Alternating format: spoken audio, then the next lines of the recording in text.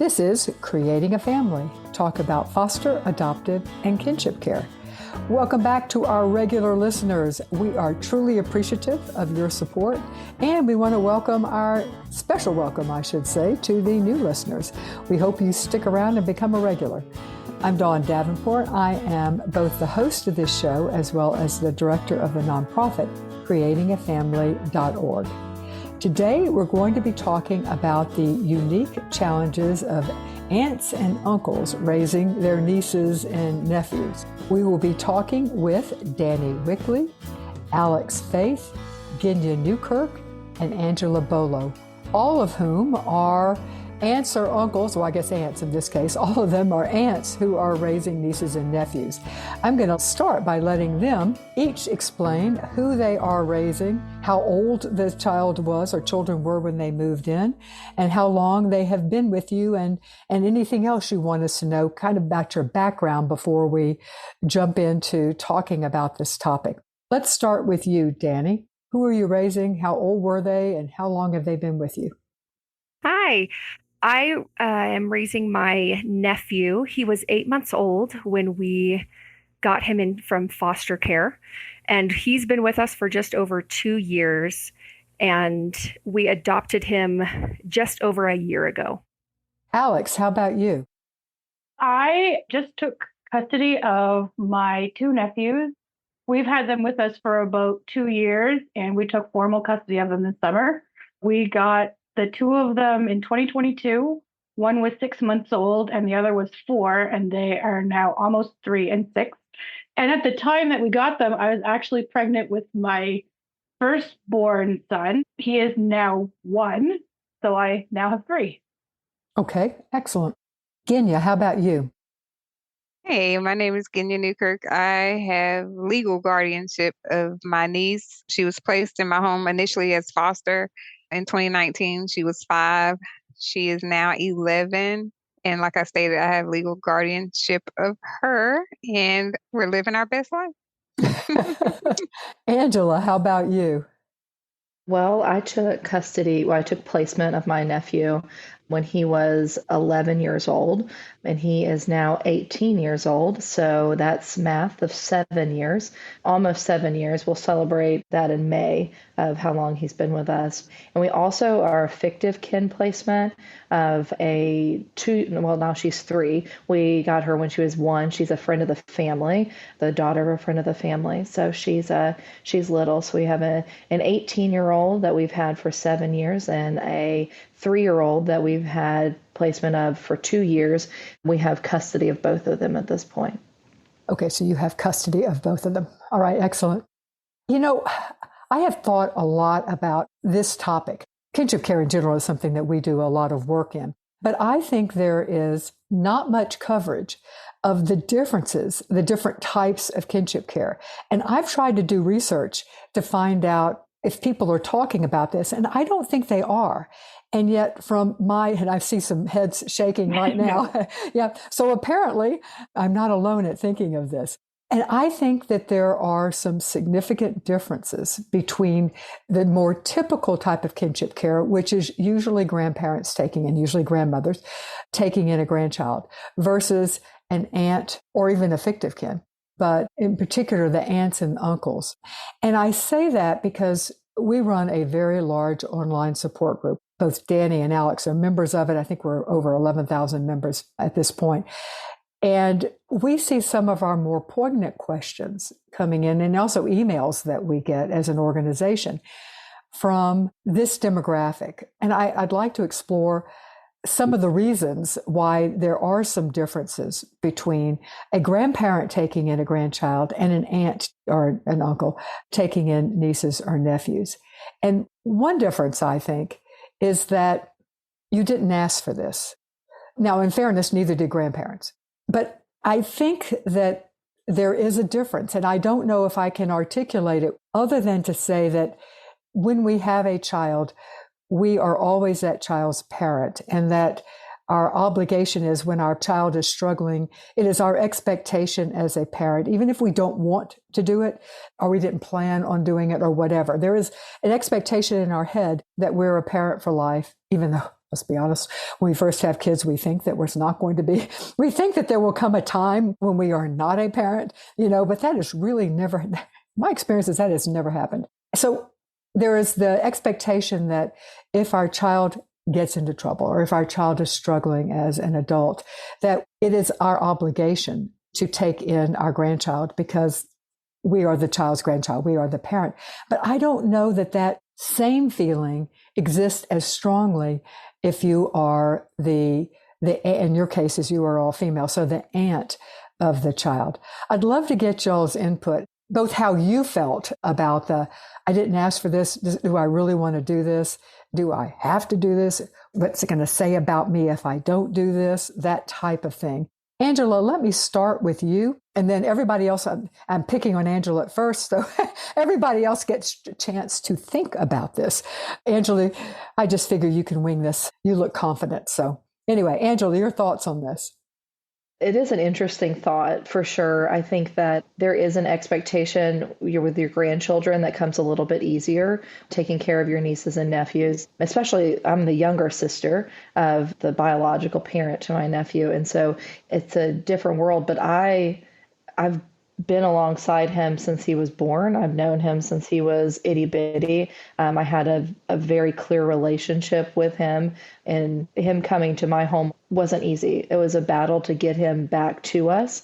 There was a lot of legal stuff involved with the system.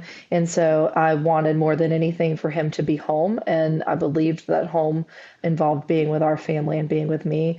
I don't know if I really struggled with whether or not to do it. I think maybe my mom, the grandmother might have struggled a little bit more, but I can see where you're coming from because there's so much of an ease when it's your grandchildren, when you are a peer to the parent, when you are, walking alongside them.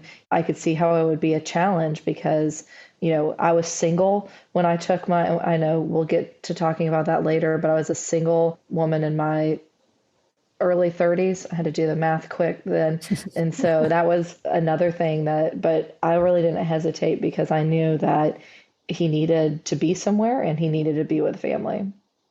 Danny, I'd like to talk with you about both how you personally felt and how if you've seen others in your situation, how they may have felt. And is that a unique distinction between being an aunt and a grandparent and stepping forward for these children? Yeah, absolutely. We knew as soon as my brother got his wife pregnant that they were not capable of being parents. So we had a little bit of a head start thinking of this process of maybe needing to adopt. But I do notice the difference of my mom. It was her child who had a child, so her grandchild, and she had instant love for him. There was a connection there as a grandmother to a grandchild. And I don't have a very close relationship with my brother. So it was a struggle for me to feel that connection. And that has been a struggle throughout the whole process, is building that relationship, that connection, when I didn't really feel connected to my brother and feel very close. And so taking his child was more difficult. So I can see definitely that a grandparent might already have that love built in, that relationship, that bond. My mother absolutely did. And that was something that I had to work towards as the aunt of the child to grow that relationship. Mm-hmm. Okay. Genya, how about you? Well, yes, listen to how you entered into this thought of the grandparent. You said just what I was thinking was obligation. So I think it's easier for grandparents because it does seem more of an obligation or a duty. But for me, my story is so unique in that the way my niece came into my life, I didn't even know who she was until she did end up in foster care. But when we laid eyes on each other, it was an immediate connection. So even though she's my niece, our connection from the day we laid eyes on each other, and I too do not get along well with my brother, but I'm so thankful it hasn't been a hurdle for me to connect with my niece. And I think it's important to say too, for my mother, she had already raised one of my brother's kids.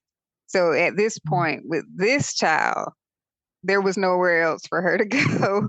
Yeah. And I from a faith perspective, if I can enter that into the conversation, it was meant to be. Mm-hmm. That's just the way I see it. That's the way I feel so strongly. It was just meant to be for her to be with me. Mm-hmm. So, Alex, what about you? I can see where you're coming from, but for us, we sort of felt an obligation to take them in. I have known the eldest child since he was born, and we have stepped in times of crisis for these parents quite a few times before.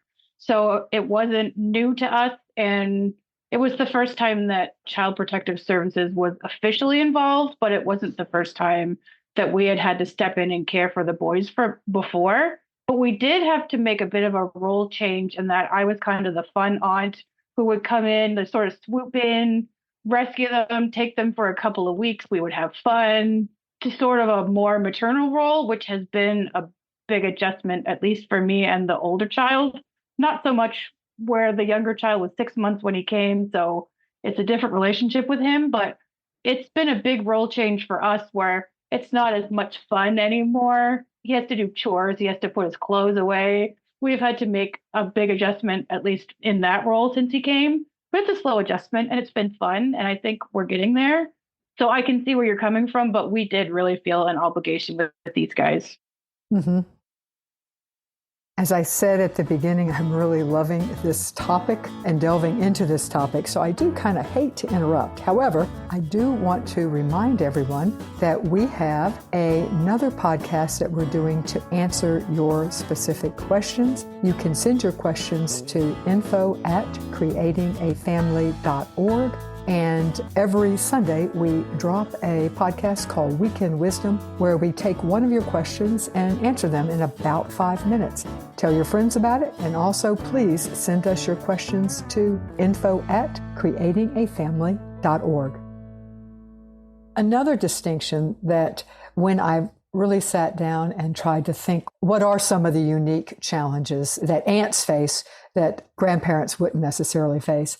This one, however, is one that grandparents very much do face, but it's different. It's navigating relations with the child's parents. Regardless of the type of kinship care, that is an issue. And it's an issue for grandparents raising. But I think the issue with aunts, uncles, or cousins, family members, but in particular aunts and uncles because you're siblings, I think that there are some unique challenges that come up. I'll just throw out a couple, then I'd love to hear all of your experiences on this. Some of the unique challenges is when you are taking in your brother or sister's child is frustration with your sibling, that they're not doing what they're supposed to do, so you're changing your life to have to do what they should have done. And also longstanding resentment of this child's parents, being able to say in your mind, you were always the spoiled one. Our mom and dad never set limits for you. Our family had to always cater to, your screw ups or whatever. The things that we as siblings think in our heads, then as adults, if a major life change is being caused by that sibling, it's understandable to feel anger, resentment, frustration, all of those things. So I'd like to hear your thoughts on that, relationships and anger, resentment, frustrations that you might have, or others that you know of. It doesn't have to be you specifically, but other kinship caregivers. Genya, I'm going to start with you this time. Okay, so all of the above apply to me that you just stated. Because the family dynamics that exist between my brother and I, we're 10 years apart. So I was the baby for 10 years and then he came along.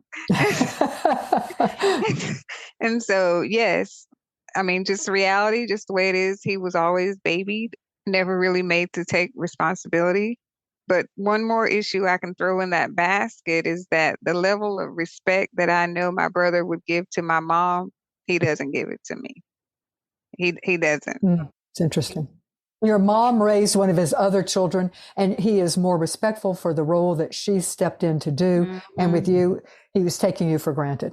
Oh, yes. Mm-hmm. On every level. So in addition to the two things you named, that's the main issue with us is that he has no respect and no regard for the responsibility that I've taken on because he's never been made to have responsibility. Mm-hmm. And so for me, I'm still working through that not being a distraction to me. Mm-hmm. That's a good way to put it. I have to work through that because it can become a distraction. So, Mm-hmm. yeah. I can get that. Alex, what about you? Oh, this is the hardest part of the whole thing, just by far. So the mother of the two boys is actually my sister-in-law, but I've known her since she was 7. I've been with my husband for a very long time. And the boys visit her on a regular basis. So every second weekend, they go to visit their mom. And it's really, really, really hard. The relationships between me and her and the father, who is still sort of in the picture, but not so much. I struggle with it on a daily basis. I hear from them all the time. And where the boys are so young, when it comes to school stuff, report cards, we're in contact with them all the time. And I find the communication and talking about things and the relationship part, it's a big struggle every day for me. And some things that come my way have been said that were hurtful, or I have heard some very angry and disrespectful feelings coming, especially from the mother. She didn't want the boys to be taken from her. She tried to fight it. It's a really hard relationship for us to navigate all the time. So yeah, it's really difficult. Mm-hmm. I can see that. Danny, what about you? I just wanted to add with Genya that I feel you because I was the same. I was the baby, and then 10 years later he came and got away with murder, which I think kind of enabled some of the things that he's dealing with.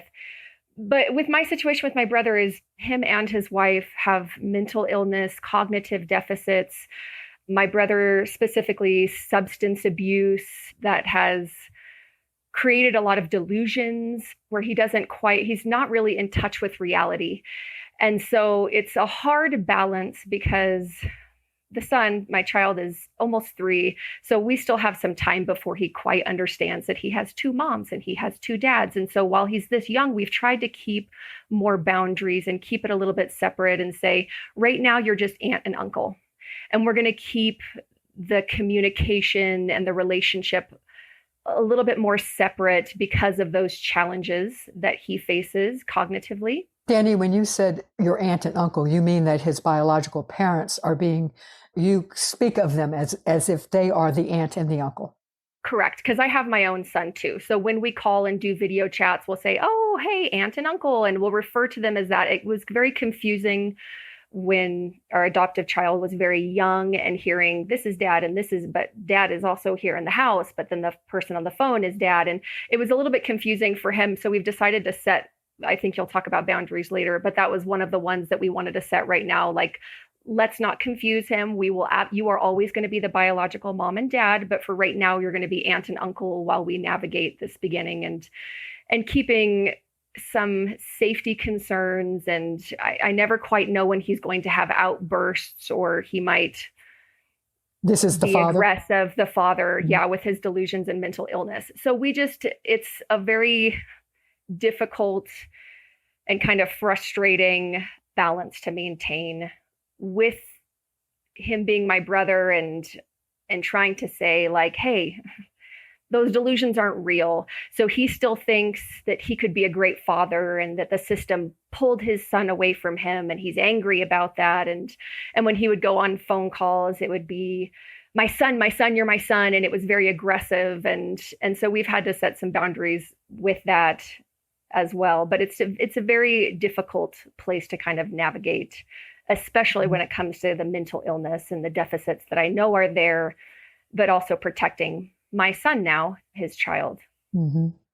Angela? I've been doing this for 7 years. So there's a lot of frustrations along the way and in all of that. You know, my sister and I are almost the same age. We don't have a 10-year age gap. We have an 18-month age gap. So we were always those competitives growing up. You know, she was always told she was the really pretty one, and I was always told I was a really smart one. And so that, you know, kind of was ingrained in us just really young. But also because we're the same age, I saw the stumbling blocks that she had that I didn't have. And so ideally, I would love for my nephews, she has 3 kids, and I would love for them to have been able to grow up with their mom.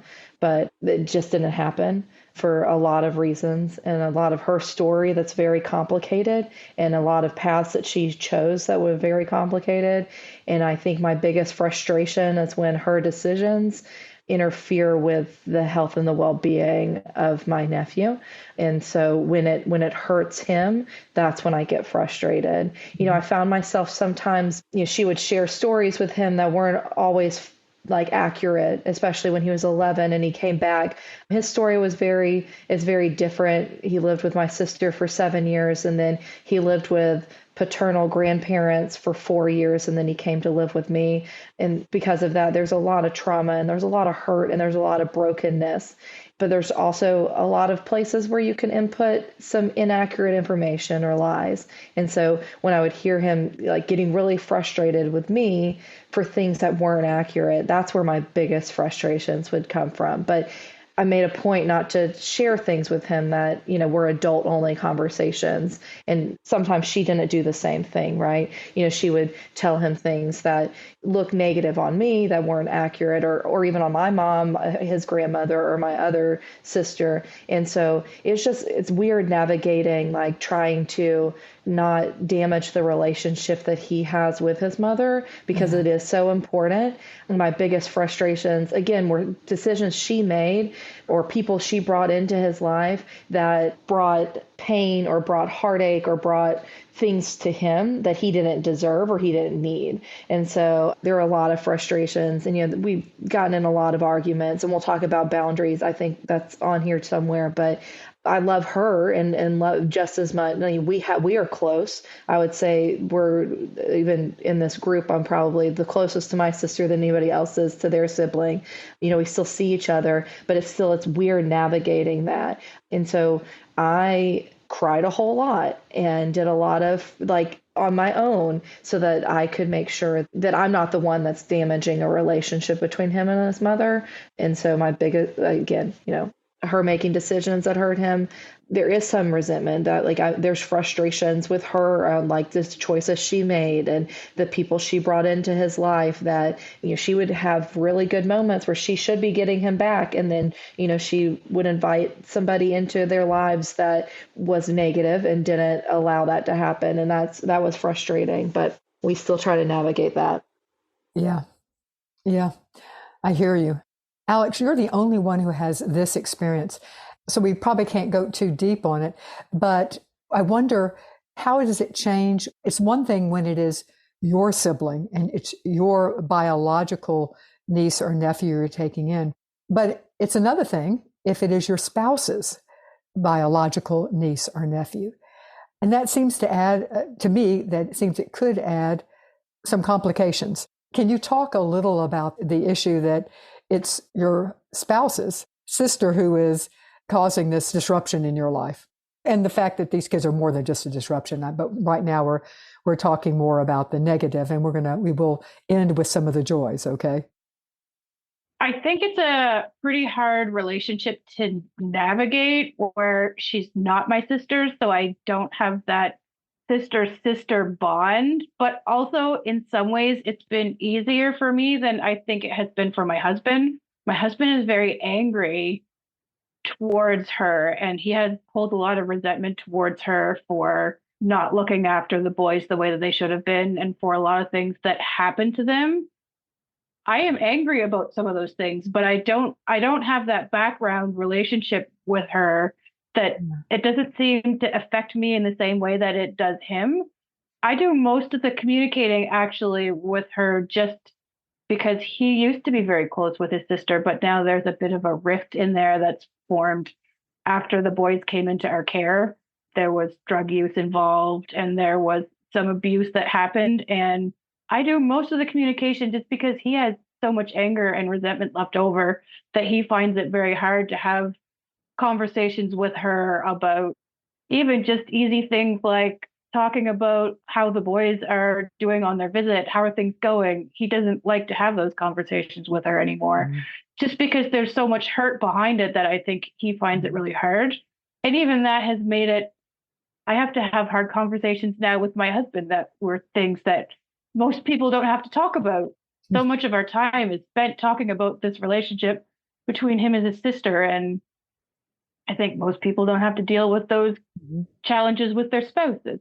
So it's put me in a lot of really difficult situations, and we've had to have some really like intimate conversations. And I've heard a lot of things about his family, things that we never would have brought up, I think would never have come up if this didn't happen. Some of it good, some of it bad.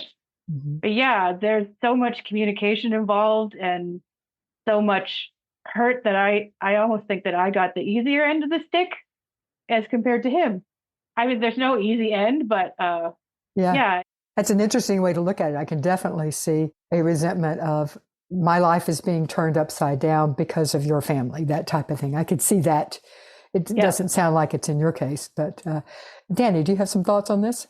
Yeah, that's a struggle that we've had with my husband is when my brother got his wife pregnant, I knew, and maybe I should have been more forthright in saying, we will have to adopt this child. This is what's going to happen. They are not capable. I don't think that I know that my husband didn't know that, and he didn't quite understand that. And he had understood that we would probably foster, but it took him a while to be okay and understand that this was moving forward and this was happening. Maybe he thought that my mom would step in, the grandma would step in, I'm not sure. But he definitely was like almost taken aback. And again, that kind of like, we're the only person of my brother's side of the family and then the wife's family that could have taken the child. We're stable enough that we could do that. But it was still that we did not ask for this. We had never planned to adopt any children. We had our own child. We were wanting to have more, and that was not in our realm. And so all of that coming pretty quickly because the child was taken into custody with child services like day 2 of life. And then it was this whole process to get him over here and to foster him. And then as we were fostering him, the struggles that came along with that. And then when it got to the point where the rights were severed and then it was up for adoption, having my husband work through and be okay with becoming the adoptive dad when he did not plan for that. And that was not what he thought would happen, was a big hurdle. Mm-hmm. I can absolutely see that. Let me pause here for just a moment to tell you about an interactive training that Creating a Family has created. It can be used as a training or as a support group curriculum. It is, as the title says, interactive, meaning there's lots of discussion, but it also was designed to be extremely easy to use for the facilitator or trainer. Everything you need is in the curriculum. Each curriculum comes with a video. The video pauses at times for discussion. In the facilitator guide, we have suggested questions, starter questions for the discussion time. We have a handout specific to that topic and additional resources. It can be used for continuing ed if you need that for your foster parent license. So check it out at parentsupportgroups.org, or you can go to creatingafamily.org website, hover over the word training, and click on support group curriculum. How has it been? Sometimes everybody in the family is 100% okay with you taking the child. But other times there's people in the family who, extended family, not just the child's parents, but extended family who think that the child should not be living with you. They should be living with their parent, or they should be living with the father or the mother, whomever. Have you faced issues navigating extended families' opinions as to your taking this child, and should the child be with you, or should the child be with someone else, including with their birth family? Alex, I'll start with you on that one. So most of the family wasn't really aware of the situation that the boys were in. My husband's family isn't particularly close. They would get together about once a year at a cottage, but otherwise they didn't really stay in communication. So the only people in the family that were really aware of the situation that the boys were in was us and the grandparents. Grandparents were totally on board with the boys staying with us. In fact, they kind of wished that it had happened sooner. Things might have actually been easier for the boys if they had had a more stable upbringing. But there's 2 other brothers on Michael's side of the family. They were actually quite surprised, and we got a little bit of kickback from one of the younger brothers about why Why were we taking the boys? Why weren't they going back? Because the family relationships are complicated. So they still talk to each other sometimes. So it wasn't always the truth that was being told to everybody. Some people had different views of where the boys should live. But I think in the end, especially this summer, we all got together as a family. That was really fun. We all got together as a family, and the boys were happy and they were looked after. And I think a lot of people's opinions changed just once they saw how kids can really thrive once they're in an environment where they're loved and supported instead of neglected. It seemed to have made a big difference to the family. Yeah, yeah. All right. Genya, thoughts on navigating relationships within the family, extended family, about your taking over the role of raising your niece? No, no one had a problem. The only opposition I've dealt with is just from birth mom. Mm-hmm. She's the only one who, in her mind, is fully capable of taking care of children, and everybody else is wrong. Yeah. Okay. Angela, what about you? Same, my nephew is actually the second child that was taken out of my sister's care. The first one was raised by my aunt, so his great aunt. So there wasn't a lot of opposition from anybody in our family, Mm-hmm. or a lot of people questioning why it happened. It might have been thankfulness. Yeah. Somebody is stepping forward. Yeah. Yeah, more so with that more than anything. So, Mm-hmm. Danny, what about in your situation? Mostly it's the birth mom and dad that I think struggle with it the most, that they don't understand that they can't care for a child, that even though the state pulled away rights and explained why, and they had testing and different reasons explained to them, that's where I see most of the issues is more with like the birth father, my brother, just saying, they took him and I could do it and I'd be a good father. And so that's been most of the struggle. I don't know much about the birth mom's family. I think there was some probably contentions there that the child went to our side versus their side, but I don't communicate with them at all. I've never met them or seen them or had any relationship with them. And they were not deemed fit, any of them, to either foster or adopt the child. So we were really the only option. I think my mom understood that. It's more the parents that struggled. Mm-hmm. Okay. Another issue that I think can happen is when you have existing children in the family, your own child, even though if you adopt, this other child is become your legal guardian, they become your child. So I prefer to use the term existing children or children that are birthed to you, that adds complications. There can be jealousies between the kids. There can be concerns that the behaviors of the child coming into the family who has experienced early life trauma, and often that is expressed through negative behaviors, the fear that these behaviors will rub off on kids that are already in the family. And also, you're bringing in a child who's had a harder early life beginning, and often those kids need more attention and time. But if you have existing kids, then are you cheating your kids by spending extra time with the new child coming in because that child needs it? It gets complicated. Danny, I'm going to start with you because you had a child already in your family when you brought your nephew in. So any thoughts on how the interplay between the children or the time that it takes to be devoted to a child who has experienced trauma and needs extra help, how that plays out, and just in general in parenting? Absolutely. I probably won't be the best person for this question. My son, the birth son, and then my adopted son are 16 months apart. And I truly believe that he was meant to be in our family. When he came into our house at 8 months old, and my other existing son was around 2, they became best friends. I know that there is trauma, and I think that we might see that a little bit later on in life, but our adoptive son is so resilient and came to us so young that I think a lot of that trauma wasn't very evident. He had only had one foster family for the entire time of that 2 days old until 8 months old, until we got him.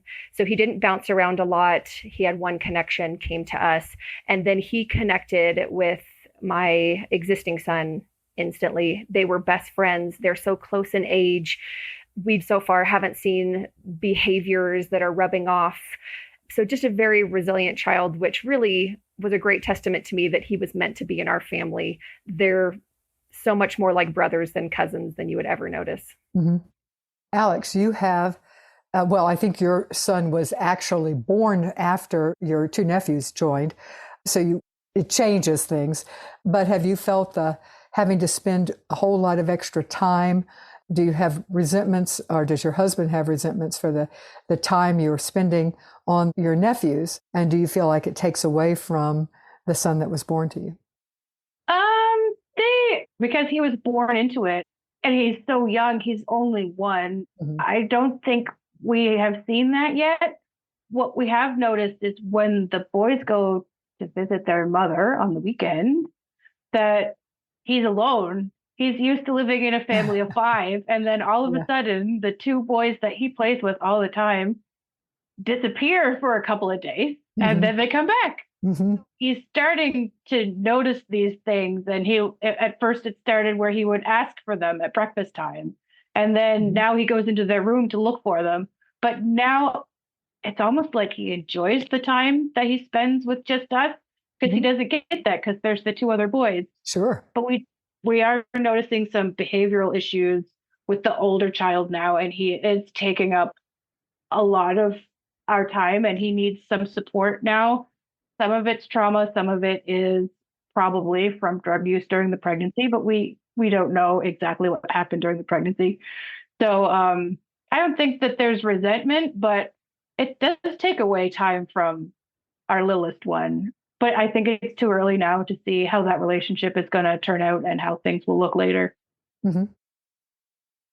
Did you know, or do you remember, that Creating a Family has 12 free courses brought to you by the Jockey Being Family Foundation? These courses are self-paced. You take them by yourself. They're 1 hour. Leading experts are giving the courses. They're on topics relevant to parenting. You can find them at bit.ly/JBF support. That's bit.ly/JBF support. All right, now turning to the two single when they got your niece and your nephew. I wanted to hear from Ginya and Angela about being single. I think both of you are actually married now, but being single and all of a sudden having, in Angela's case, an 11-year-old, and Ginya, in your case, a 6-year-old. So that's a huge difference. I think it's a huge difference for married couples as well. But I think there are some unique challenges with being single and all of a sudden the parent to a 11-year-old. Let's start with you, Angela, because he was 11, your nephew was 11. So what were some of the challenges for being single and all of a sudden the mom to an 11-year-old? A lot. There were a lot of challenges. Gosh, it is so nice now that I'm doing this with my husband, just being able to have somebody to pick him up when, maybe school's not going to last the whole day because of decisions that he made, things like that. But I remember feeling really isolated being a single parent and taking on an 11-year-old that had a lot of complex needs, because again, his story has a lot of trauma and a lot of healing to come from. And so I remember being in a school meeting and he was really struggling at the school that he was in, and it wasn't very trauma informed, and there were a lot of things going on. And their solution was to have me homeschool him and do like an hour a week at the school. And I said, I can't do that. Like, I'm a single parent working a full-time job. We have to be able to live in our home. But, if I was married, maybe we could have made a decision like that.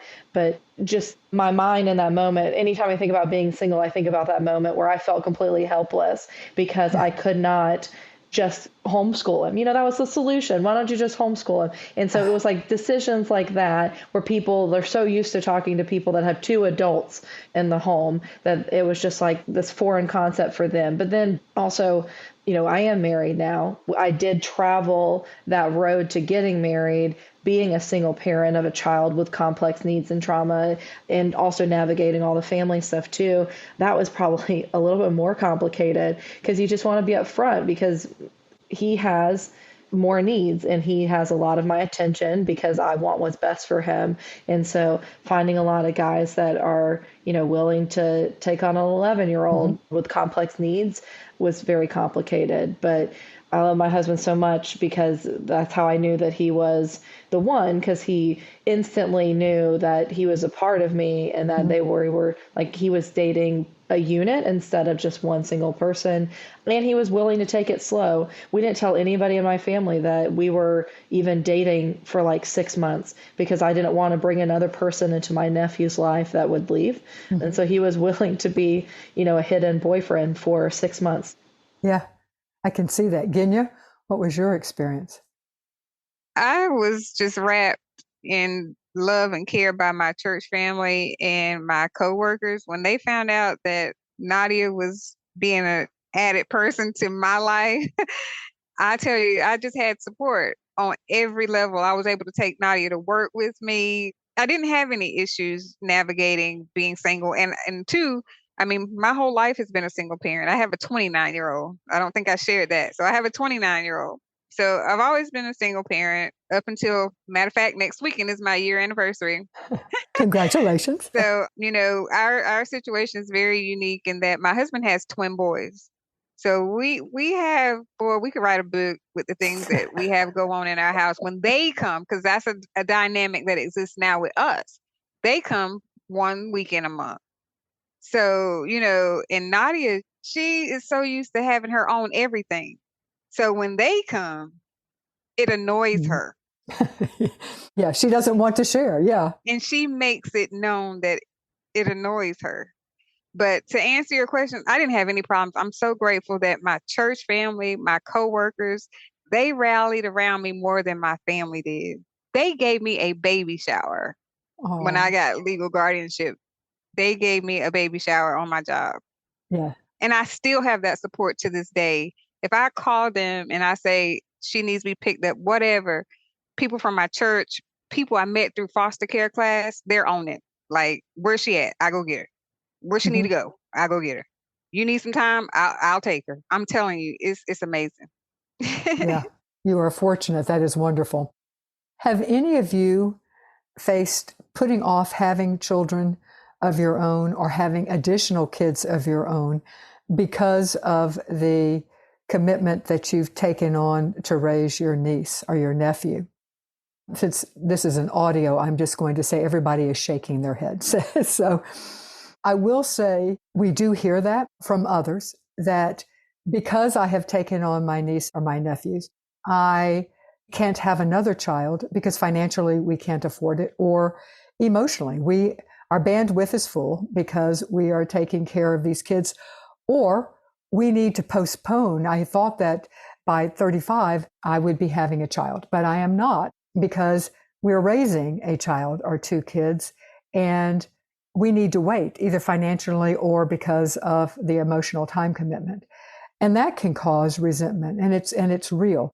Danny, did you want to add something to this?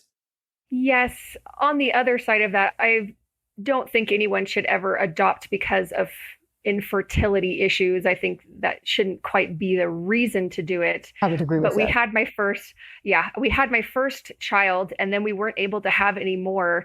And it was just a blessing to me that we were able to adopt my nephew, because we really do feel, like I had mentioned before, they were meant to be brothers, and it's been beautiful. So even through the sadness and hardship of infertility, there was a wonderful blessing and a silver lining in this situation that we didn't really ask for, but has been a blessing. Angela, did you have thoughts on this? Yeah, I would say that I don't think I naturally, like, it was a conscious decision to do all of that, but I think because of the time of life that I took custody of my nephew or took placement of my nephew, it definitely delayed a lot of things. I was not like even thinking about dating for the first, 2 or 3 years of him being in my care, because so much of my attention went towards him. And so, I thought maybe mid-30s we would be thinking about that, but it just didn't happen. So I didn't consciously think that this is going to happen, but because of when I did and all of that, I mean, I definitely want to change it because I want to pour everything into him that he needs so that he can be a healthy adult, but it definitely delayed it. Sure. How could it not?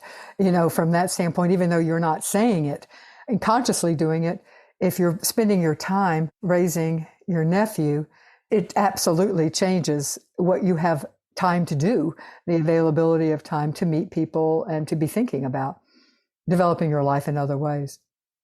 Has it been a challenge not knowing how long the kids are going to stay with you? And you may have to think back, because I think all of you have some degree of permanency now.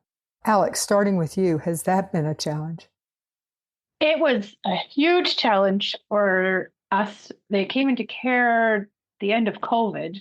Everything was delayed in the courts due to COVID. So the process with Child Protective Services took, I think it was a year longer than it was supposed to. Were they staying with you during that time? They stayed with us during the whole time. Okay. We didn't know what the decision of the courts was going to be. The parents were both fighting to get them back. So when we put the 4-year-old in school, we didn't know if he was going to be staying at that school or if we should be setting up supports for him where we are. Is he going to be taken back, next month when it's supposed to be over? It was a period of uncertainty. We didn't know what, we would be talking to the teacher and they would be like, well, maybe we can make this plan to do this. And I'm like, we can make that plan, but I can't actually commit to it because I don't know what's going to be happening in their future. Mm-hmm. We just went with giving them love and support the best way we could every day. And we just ran with it. And then when the court made their decision and they said, would you like to offer a parental plan to the court to keep them? That's when we kind of knew that we had some permanence and some certainty and we started making more plans. But it was a really long time before we didn't get custody until this summer and we had them since 2022. So it was a long time of uncertainty. And especially the school is very happy about it now, actually, because we know that he's going to be there for a long time and we can start setting up those supports and making sure that he's learning properly and getting everything he needs. So it's been a big relief, actually. Yeah, I can absolutely see that. Angela, did you also experience uncertainty as to how long you would be having your nephew? Was that a problem? With my nephew, not so much because of the circumstances when he came to our home. Every case looks a little bit different.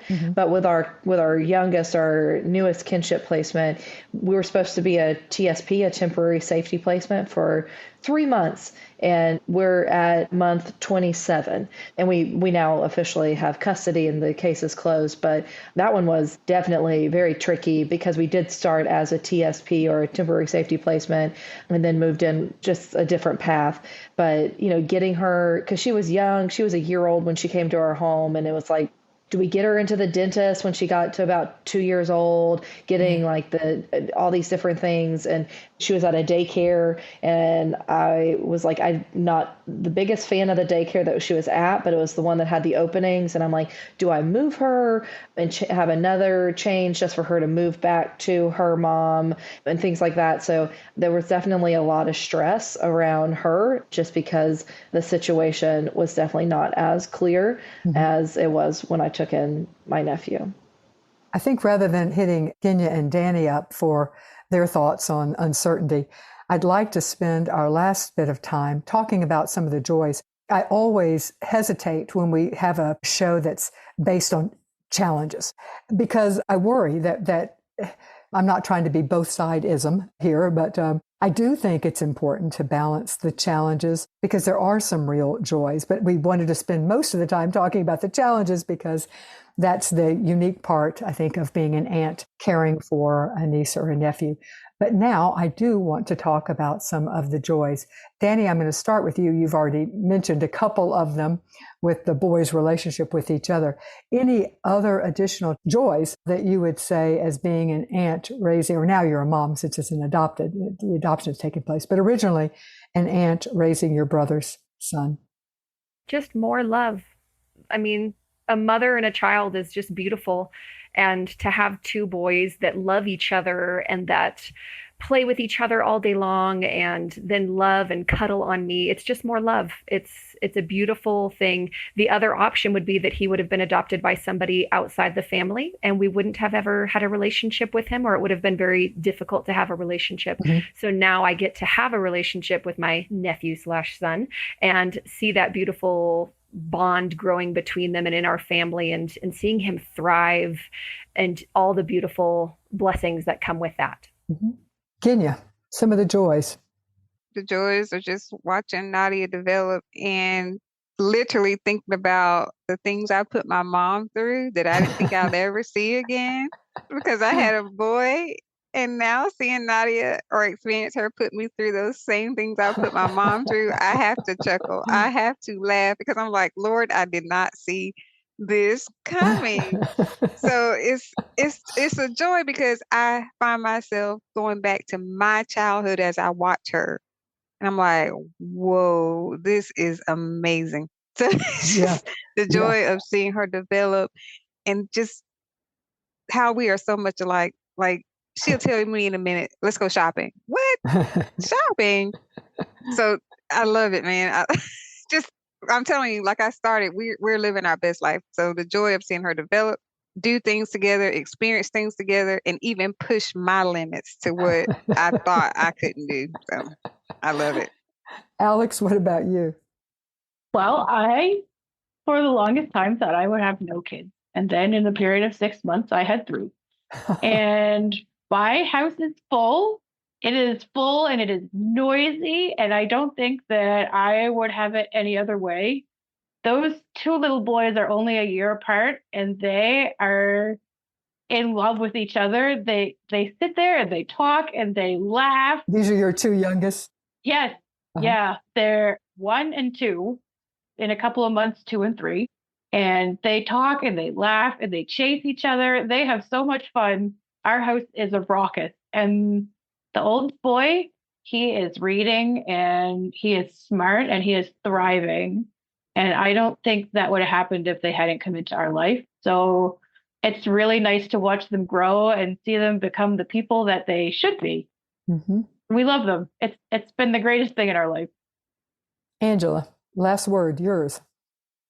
I just am already getting emotional thinking about, I think my biggest joy is seeing like healing come because of like my nephew went through a whole lot, and seeing the glimmers of him healing and him coming out of what he's gone through has been like the biggest joys. And recently watching him teach our youngest things that he's learned as coping skills, as ways to better himself. Like last night, she was like overstimulated and I was doing these circles on her hand to calm her down. And he came in and he started to do like teach her some things. And so seeing that, knowing where he came from and where he is now has been the biggest joy, to see him grow and develop and become a man and see him do great things. And like, he's going to college, and right now we are getting out of high school by the skin of our teeth, and that doesn't matter because as long as he gets that diploma, we can get into college. And so like seeing him do great things coming from the hardness that he came from earlier on in life is the biggest joy. Well, thank you so much, Angela Bolo, Genya Newkirk, Alex Faith, and Danny Wickley for talking with us today about the challenges as well as the joys of taking in your niece or your nephew. I truly have enjoyed this conversation. There isn't much talk about the uniqueness of aunts and uncles raising nieces and nephews, and so I really appreciate your time. Before you leave, let me tell you about one of our partner agencies who has supported both this podcast as well as all the mission of creating a family. That is Hopscotch Adoptions. They are a Hague-accredited international adoption agency placing children from Armenia, Bulgaria, Croatia, Georgia, Ghana, Guyana, Morocco, Pakistan, Serbia, and Ukraine. They specialize in the placement of children with Down syndrome and other special needs, and they also do a lot of kinship adoptions. They place kids throughout the U.S. and offer home study services and post-adoption services to residents of North Carolina and New York.